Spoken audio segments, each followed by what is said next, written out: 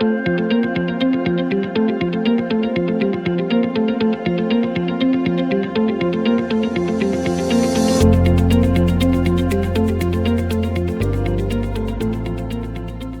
afternoon, everyone. This is DOCTALKS, Ministry of the Virginia region for the whole church.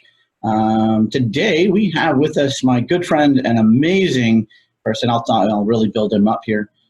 Bruce Barkhauer, who is head of our Center for Faith and Giving. And as you know, I've already sent out that link for all churches in Virginia to utilize the material, the year-long material. It's really great material, so I encourage you to take advantage of that. Bruce will talk a little bit about that today, but please welcome Bruce. We are thankful for your time with us today. Bill, thank you very much. I appreciate the invitation and glad to have an opportunity to talk with the folks in the Virginia region about stewardship in general and specifically the materials that your region has graciously supplied for all the congregations in Virginia. What a great gift that is to them, because this material really does work. I'll start right up front with the sales pitch of since you got it for free, I'm not selling you anything except that I really would like to see you use it, because the material really works. Everywhere we've had this in place over the last, this is our 7th or 8th year of generating this type of material. Congregations who use it the way that we prescribe it, the way that we lay it out, always see an increase in the number of commitments they receive for the coming year, and they always see an increase in the dollar amounts of those commitments, even in recession times, and in slower economic times. We've had success with this type of material. And so I can't say enough about how, if you'll engage the material, share it in your congregation, and have the conversations that it is meant to generate, that it will change the dynamics around money in your congregation and really help free up people to understand what their dollars do in terms of creating mission and generating transformation of individuals and of communities. So, and that's the bottom line, is we want people to understand how their money becomes mission and ministry. That's the conversation that we want to have with folks when we're talking about money. Stewardship, of course, is a lot more than just money. I'll step back for a minute and think with you about how the Center for Faith and Giving thinks about stewardship as a whole. You know that when the book of Genesis opens up, that every day in that great creation poem, that wonderful Hebrew poem that opens up our canon, that God says it's really good, right? At the end of every day, God is delighted. In fact, it's not just good and spiffy every day. On the 6th day, it's freaking awesome, right? This is not an unfair way to render the Hebrew here. The author's pretty excited as God is evaluating what has flowed from the creative imagination of the divine, that this is really good stuff. And so that sets a context, that sets a baseline for how we understand earth care and creation care, because if God thinks it's pretty good stuff, and then God has specifically given us dominion over it, which we understand to mean not mindless exploitation and authority, but we understand it to mean to rule in the earth the way that God rules in the cosmos, that's a stewardship issue. It's a management issue. We know that there's enough in the creation for the creation not just to survive, but for it to flourish, right? Because there's the promise of every plant having a seed, and every fruit tree and the fruit having a seed that means generativity, that means future. So much confidence, in fact, that the author can claim God's divine promise and command that we be fruitful and multiply, and that the world will be able to sustain that growth, that's a part of that promise. Even the whole idea of Sabbath, and those of you who are pastors who've had Hebrew, and you understand, if you had good First Testament professor, you understand that the climax of the creation story itself is not the arrival of human beings, but it is the celebration of Sabbath. It is the idea that God can rest and that we are invited to join in that rest because the world produces enough that we have enough for 7 days, even though we labor only 6. This is a great promise for us. It's an encouraging word to us, and a hopeful word to us.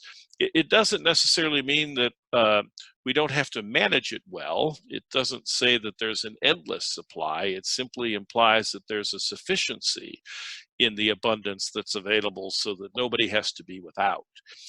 And this is an important conversation for the church to reflect upon just in general when you think about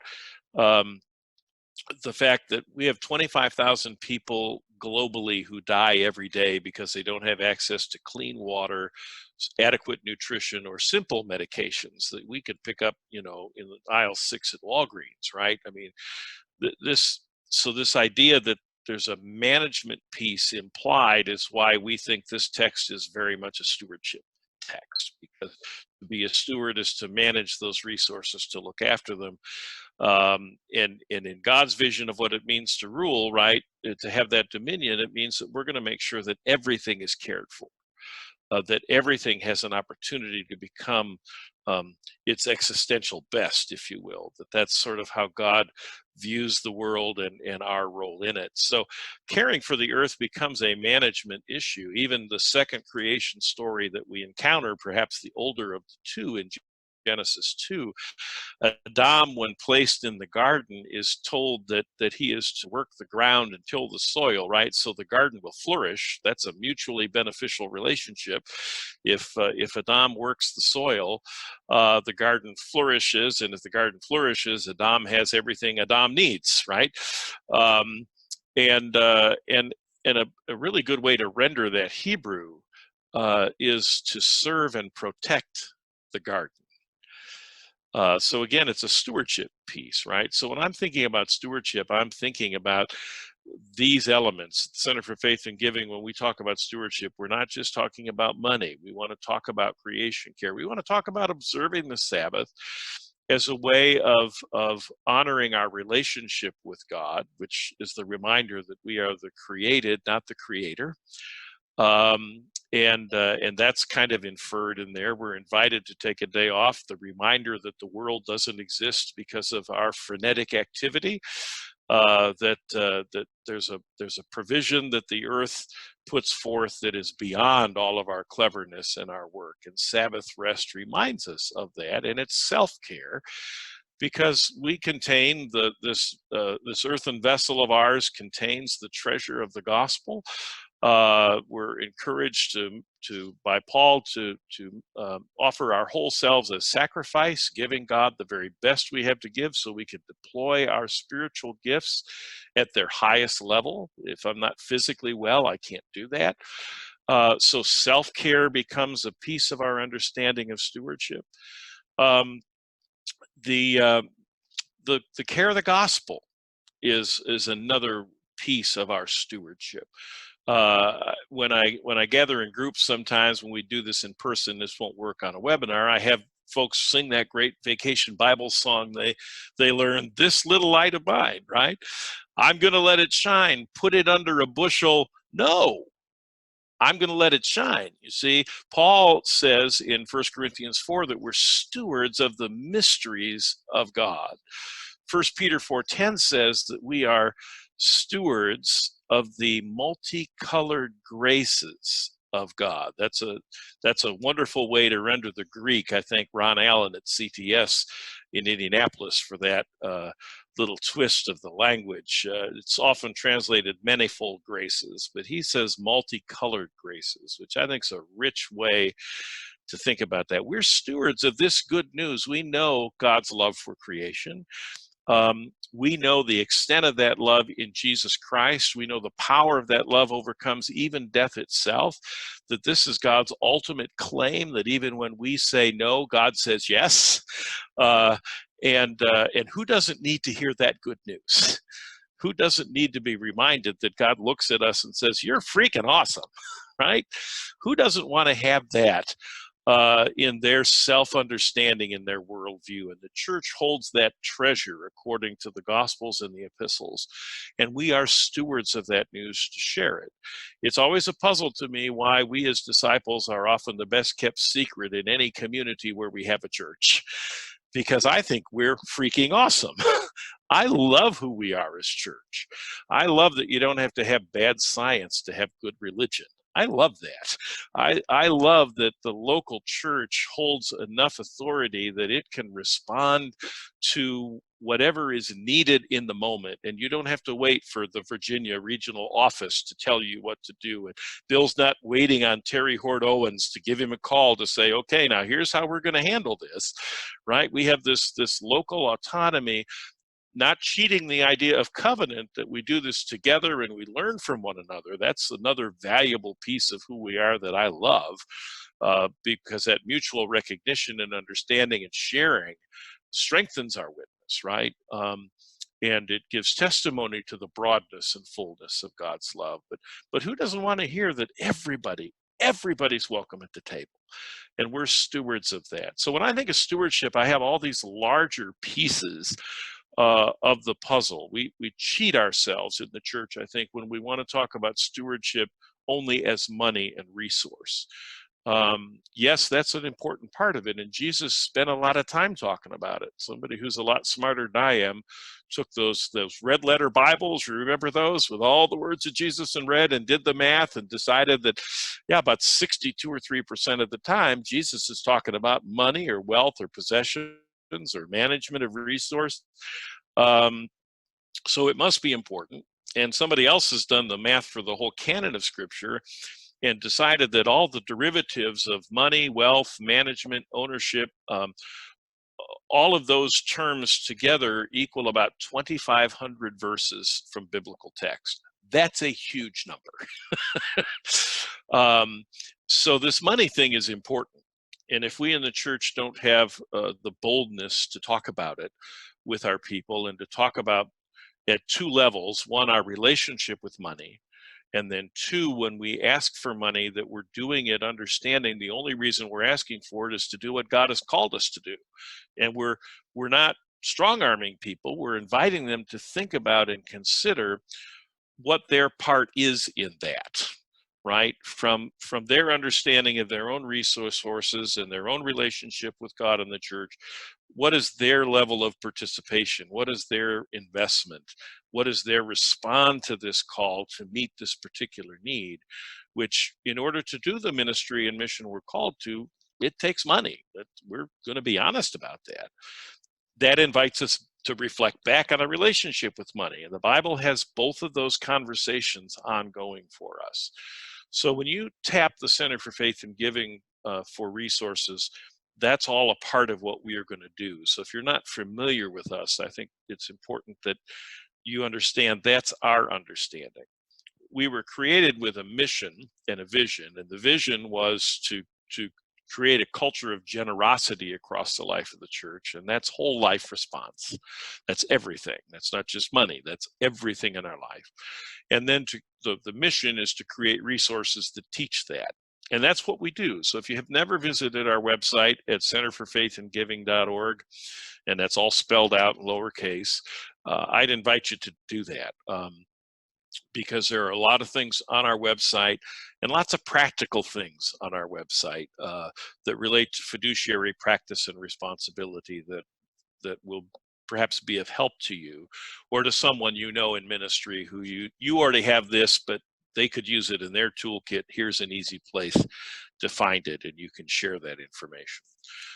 We share weekly lectionary resources on our site, currently written by Linda McKiernan Allen. They're worship resources based on the lectionary, and they have a little stewardship twist to them.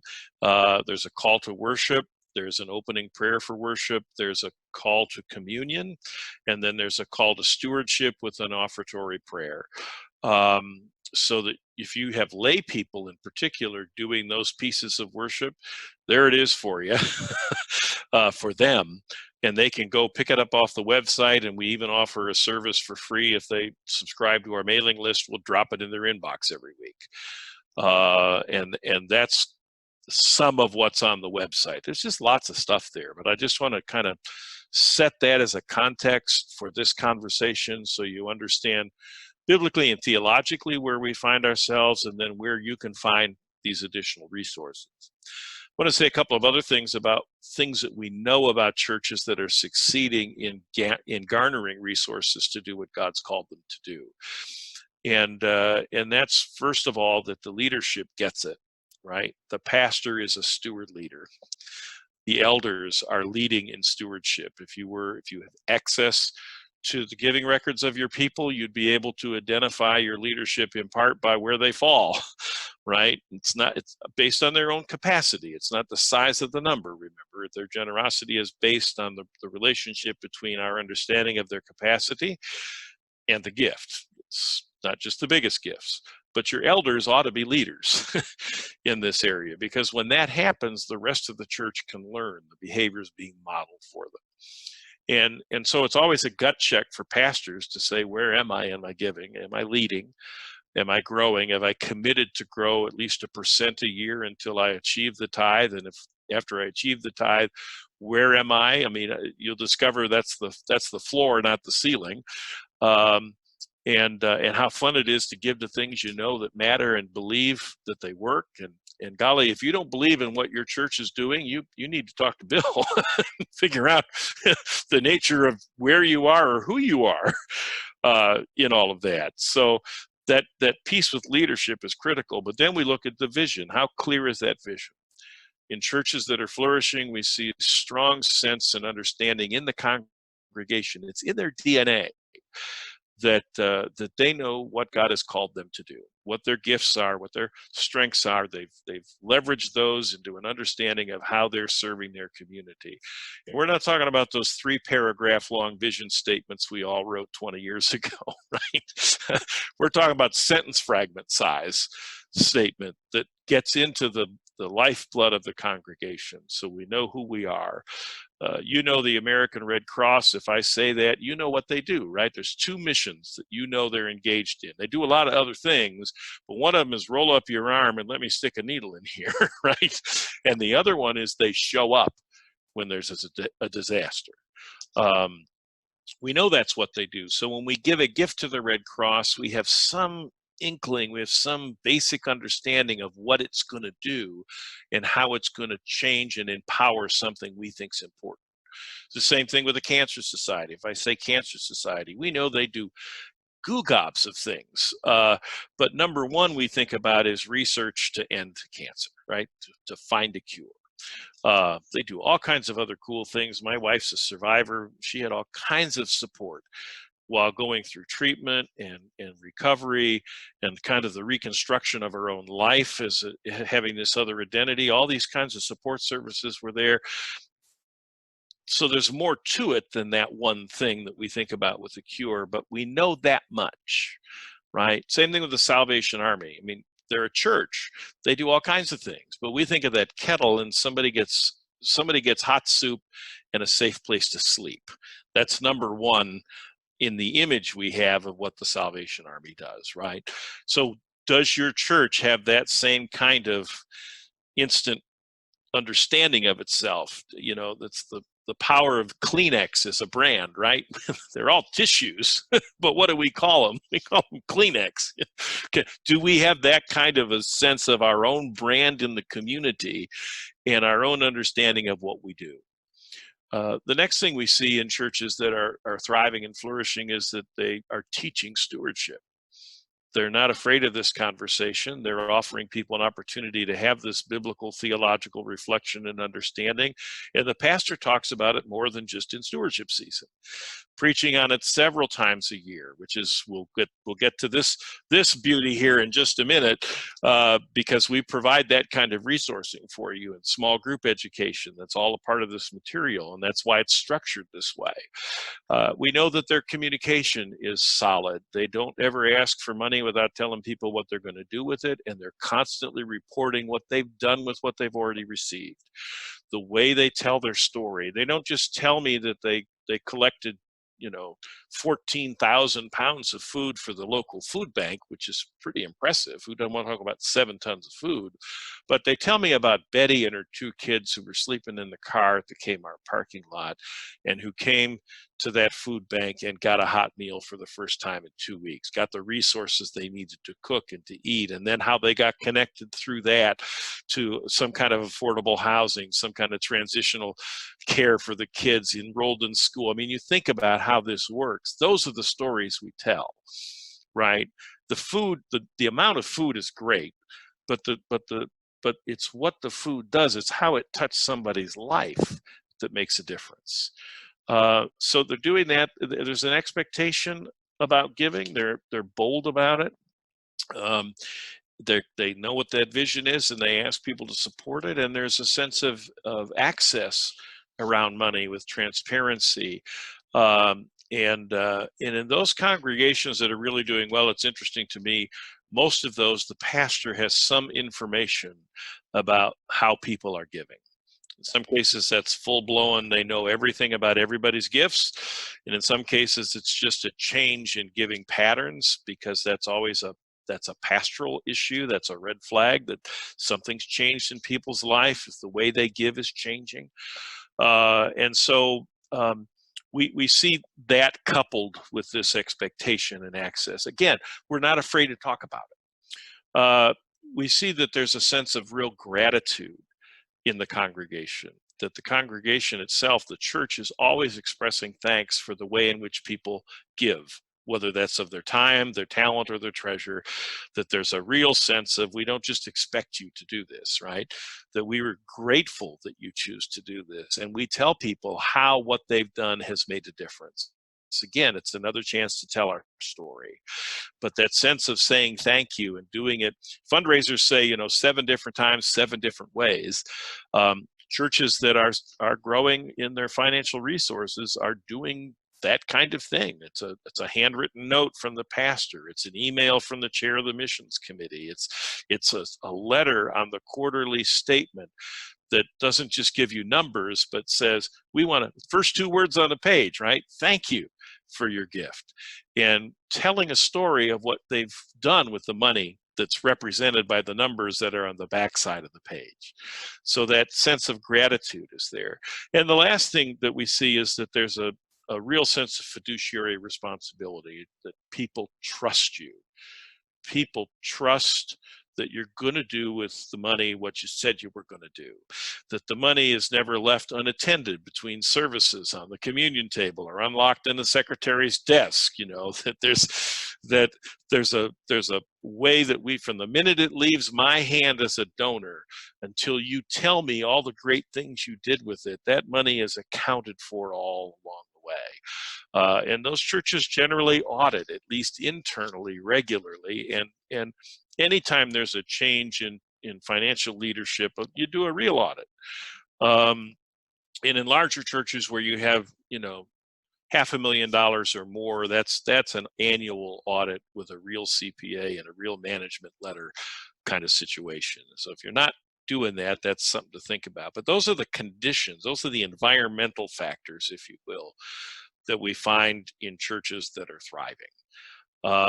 So I want to give you that with how we get to where that is. And then I can talk just a little bit about this material that Bill has so graciously, the region has so graciously provided for you. This year's material is called Faithful, Hopeful, Loving. And you'll look as you get into the material that essentially you get 4 chances to talk about being faithful, about being hopeful, and about being loving. We've picked scriptures from the lectionary that tease out those themes, and we asked our biblical writers, which is Lisa Davison, who teaches at Phillips Theological Seminary.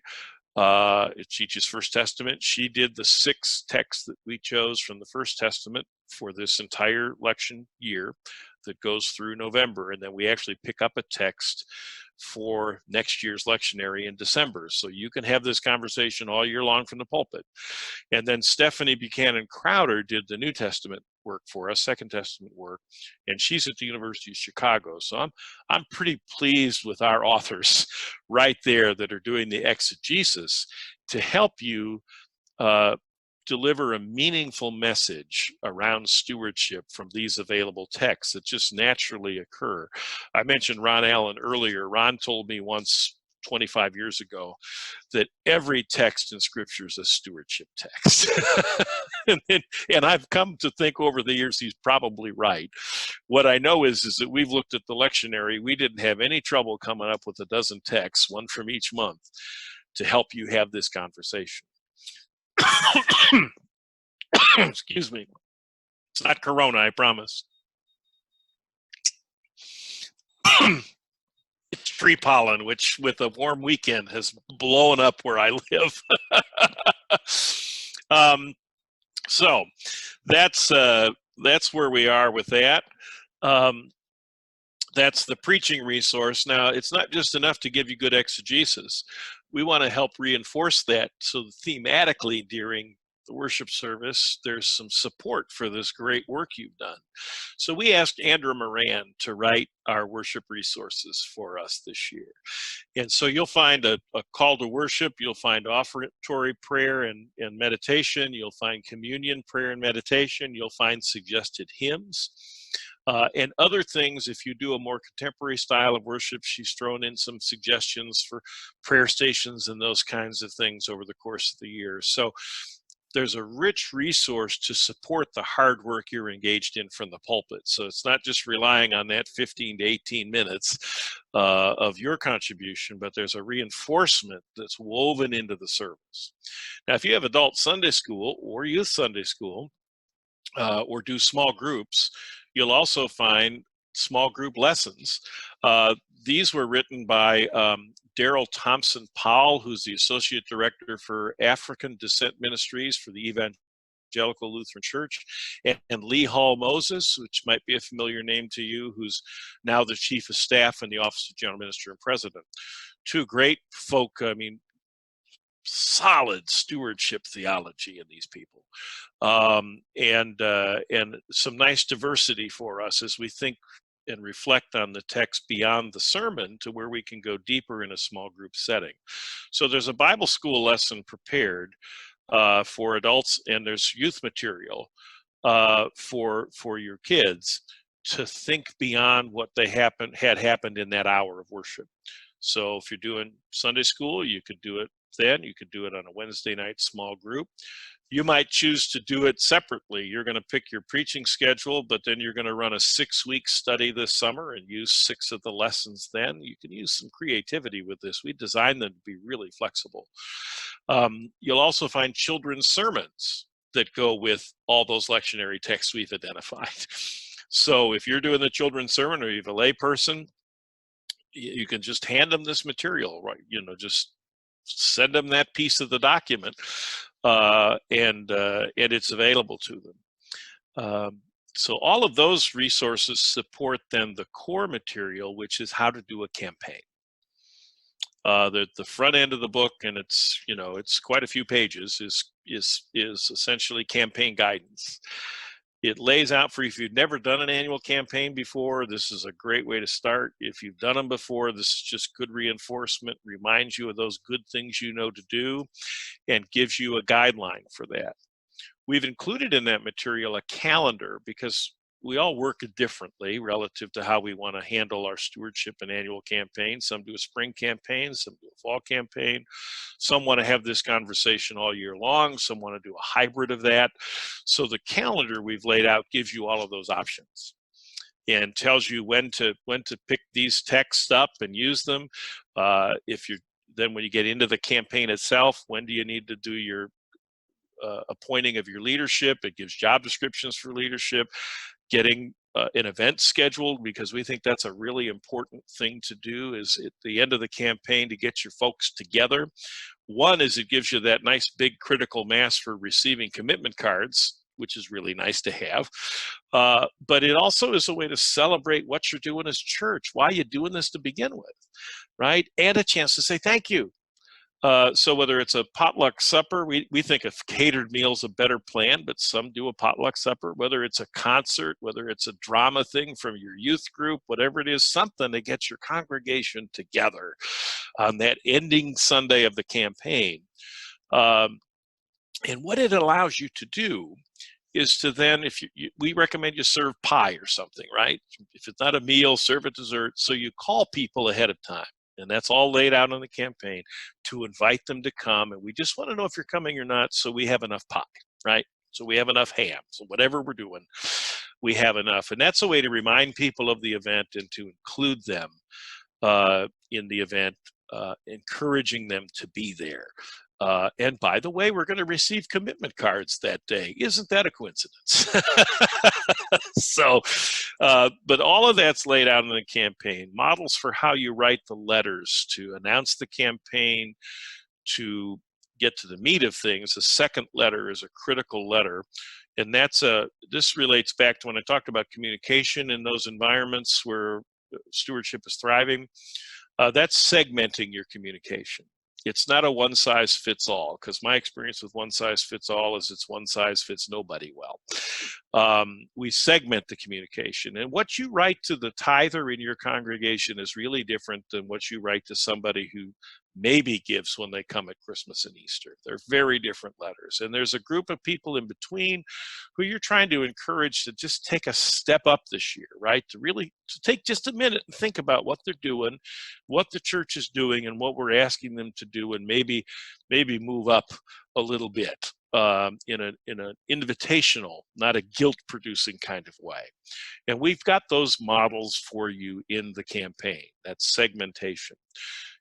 Those of you who are really into this understand it's not just by donor size of gift on capacity, but it's also by age. That you communicate with my mother, who's going to be 95 on May 13th, differently than you do from my daughter, the youngest of our kids, who's 32. There's just a real different way to talk to these folks and what motivates them. And we have a whole thing in there on generational giving that allows you to think about what are the messages, if you really want to fine tune this, what are the messages I want to send and how do I want to communicate them? Because your generation makes a difference in how you hear and what you need to hear to be motivated to give. The campaign materials really take that seriously and give you an opportunity to explore how to do that well in your congregation.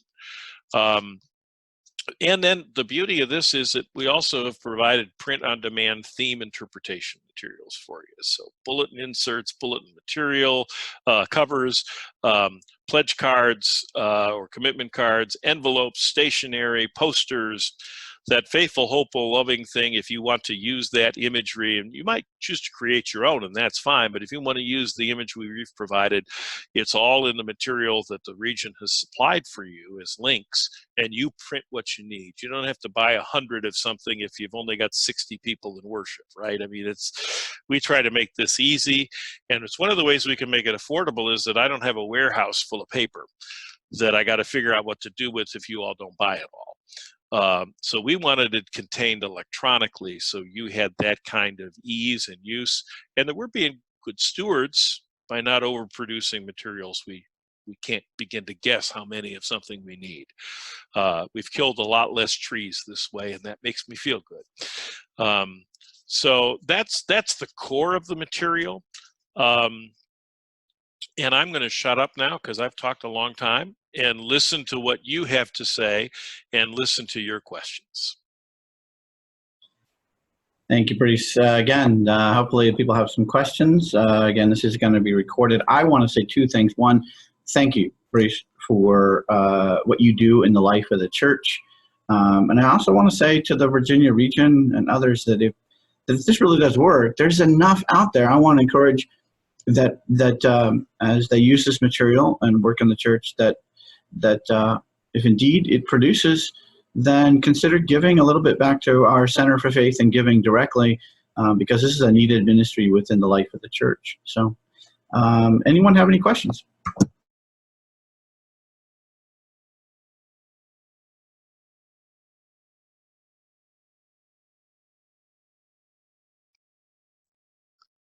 Well, I wasn't that thorough, was I?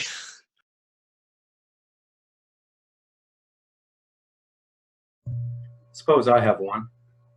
Nick Kuntz, I'm over here at First Christian in Richlands. I Oh, we've been building up a lot of the stuff that you mentioned, working on teaching, not just in stewardship season, but wanting to see people at their best financially year round. Self-understanding has been a big one, gratitude, security, all of that. But where we're at right now is we've got relatively stable giving kind of year round, of course, fluctuations in summer and the like, but we don't do commitment cards. We don't really have any real drive. It's a small church in a small town, and it's just sort of one of those things that you go along. And I'm curious as to your thoughts on how you would implement some of those strategies that might be better in the long term, things like commitment cards, without potentially alienating folks. That's a great question. And in rural communities in particular, or those that still have rural attitudes, even though they are no longer rural, because the community has come and built up around them, the commitment card thing is a scary thing for folks, because they don't want to make it, if they're dependent, at least mentally, culturally dependent on the harvest, if you will, to come in, and they can't predict what that's going to be until it goes to the grain silo, and gets weighed, and they get paid, or how well the hogs are, what's the price of hogs these days? They are resistant to that, and I think that part of that is the way in which we present it. That it's not we want a commitment relative to money. What we're thinking about is this sense of being accountable to one another for our commitment for the church's success, for the ministry's success, not the institution's success, right? But for what God's called us to do. That framing it up culturally, this is a way for me to be sure that I'm giving adequate thought. Because if I got to write something down, I got to think about it first, I hope, right? To pray about it, to weigh it against what is my perceived capacity, what is the church's perceived need, how does all of that fit? I mean, this is how you will talk about this will be different in every context, but the idea is to get people to see this as a way of serious reflection about this issue of stewardship that we have been invited to participate in, that we're called actually to participate in because our identity is steward. So it's to reflect on that identity and to hold ourselves accountable for that, always understanding that whatever I write down on that paper, if my life circumstances change in ways that to me are unpredictable, nobody's going to come to your house and collect the money, right? That's not what this is about. One of the things it also does, of course, is allow us to faithfully plan for the year ahead. So aside from this personal engagement in the process, I'm helping the church think about, well, we really would like to do this other thing that we think is needed in our community, and we think God is calling us to do it, but we want to be sure we're going to have the adequate resources up front that people are wanting to invest in that, so that we can have the courage to go ahead and do it, right? And if you're stable, that's a good thing in this church economy, if you will. But God has called us to be more than stable, right?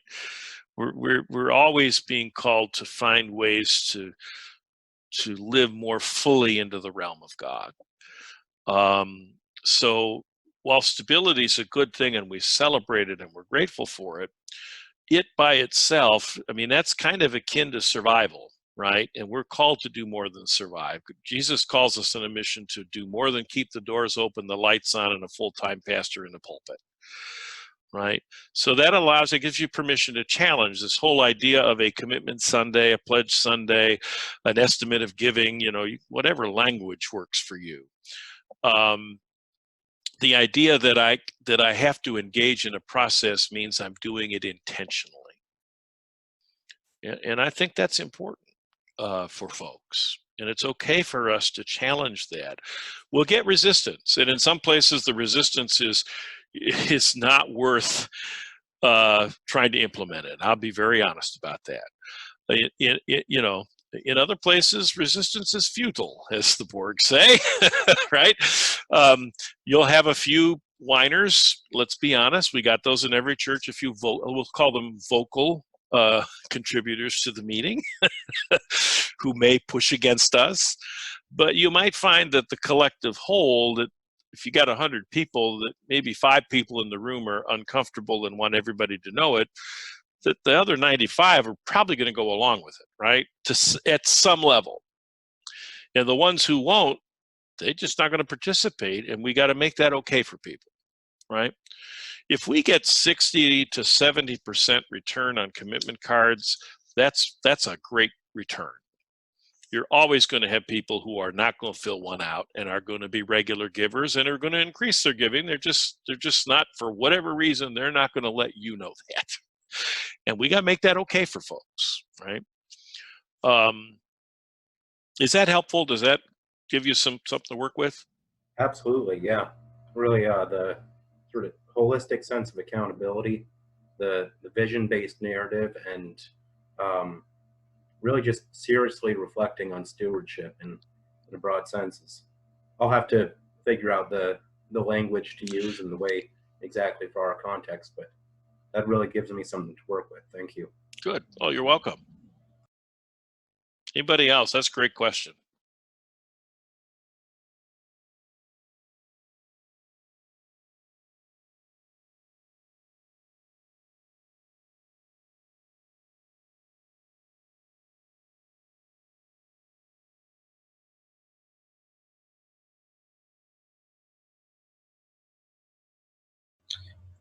I want to say too, I guess, is I think even about how I do regional ministry.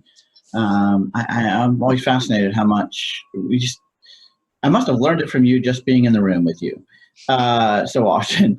But for me, it's about invitation to ministry always, and thank you. I mean, it's just that piece, and then it's about kind of figuring it out as we go. But even when we're just, it's that mindset of continually talking about what it is that we're giving the money for, that this is about ministry, this is about the gospel, it's about who we are as church, and also being excited about that. So I want to thank you for those words. In that, I am going to turn it a little bit because I know that this might come up, which is your resources also give us a lot of for teaching stewardship lifelong, including starting with youth. Can you say a little bit more about that? Sure. But before you do, I have to give thanks and reminder to everyone that Dr. Lisa Davidson is and was raised in Virginia. So absolutely. We're honored to have her as someone from Virginia. So yeah, absolutely. What about youth ministry? I'm terribly excited that she's a part of this resource this year. I've been in conversations with her for several years to get her to contribute, and we finally got the schedules right that she could this time. So youth is really important. Let's just think about our proverbial wisdom from the First Testament: train up a child in the way he or she should go, and they will not depart from it. I mean, this whole idea that we get these habits in early, ingrained into people's lives, in this case for helping kids understand the value and purpose of money and how it does not define them and who they are, but how they use it does. That's an important conversation to have, that the kids need to know they have something to contribute, and that roll of dimes that you get from a 5-year-old at your dedication service for the new building, or the elevator project or whatever you've done in a capital campaign, that means a whole lot, right? And to celebrate that and lift that up, and that's a teaching for some of our adults, by the way, because I find that our kids are often more generous, right? I think of my grandson, the 3-year-old who's still always wanting to give me some of his lunch, right? Right? He's willing to share. He knows there's more. He's not worried, right? You want some, Grandpa? Not a problem. So our kids can, there's a modeling that goes 2 ways here. And we shouldn't forget that. Little child should lead them. and what we train and develop in them to understand, this is a part of what it is to be in community. This is how we share of ourselves. This is one of the things, not the only thing. It's one of the things we share when we come into community to be together, so that everybody has what they need. We have youth material in this material, but also, if you want to step back to where I started with the theological work, the church commissioned the Center for Faith and Giving 5 years ago now, to do a study document on stewardship for the 21st century. And so all that biblical stuff I started with is 22 pages deep in a resolution that's on our website that the church received at the Indianapolis Assembly. I think it was the Columbus Assembly we were asked to do it, and then at the Indianapolis Assembly we presented the material. And we wrote a study guide then to go with that. So you don't just get this rather dense document, biblical and theological thinking, but there's a study guide and and resource that's both for children and adults. There's a study guide, and then there's an adult curriculum and a youth curriculum. And Corey Wilcoxon from Crestwood Christian Church in Lexington, Kentucky, coordinated a team of people that included Andrew Moran and Ann Spleth. I'm trying to think of all the people that were involved in the writing of that document. There were a number of people involved in contributing to that document. And I think you'll find it to David Schwarzentrooper, I think his name is, wrote the youth resource. So there's stuff on our website that you can go to for curriculum. There's stuff you can go to for curriculum for money management. It's geared more toward adults, but it's an hour and 15-minute course just on how to do a family budget, right? And I call it the Barkhauer School of Economics because it's what my father did with me when I was in high school, right? Don't spend more than you make. Don't spend all that you make, right? Save, get a budget, and how to do that, how to build that, and why that's important. That's a resource you can use in your congregations and not have to spend $300 for Dave Ramsey material. And it can be done in a 3-week set of sessions, and that's laid out in the curriculum. So yeah, that's a long answer, Bill. I'm sorry. No, that's good stuff. I love traveling around to the different congregations, and it's that there's enough, and if we just come together, the amazing stuff that we can do. And one of the things I learned from a recent visit to a congregation was with youth who, of course, they were raising money, to change the world, and the youth were doing their part in collecting for a particular ministry. But they went to one more step, and I think it's so critical, which is that they involved the youth in discerning and deciding where that money would be used. Outstanding. Yeah. Absolutely. That's very valuable. Again, instructive at both directions, right? Because the kids see things that we don't see as adults, and they can help call our attention to things we need to know, and then they're invested when they know they've been heard and we embrace a project they want to do. They're much more invested and see their connection to the whole, and that's great stuff. I'd love to know more about that. I'd love to have that pastor write that up for us so we can put it on the site, because we're a broker of information, right? That's part of what we do. We archive information for folks so they can come find it, and that's a great article. That would be awesome to have. Excellent. Last chance for a question, because promise to keep these only over the lunch hour. Last chance. Anyone?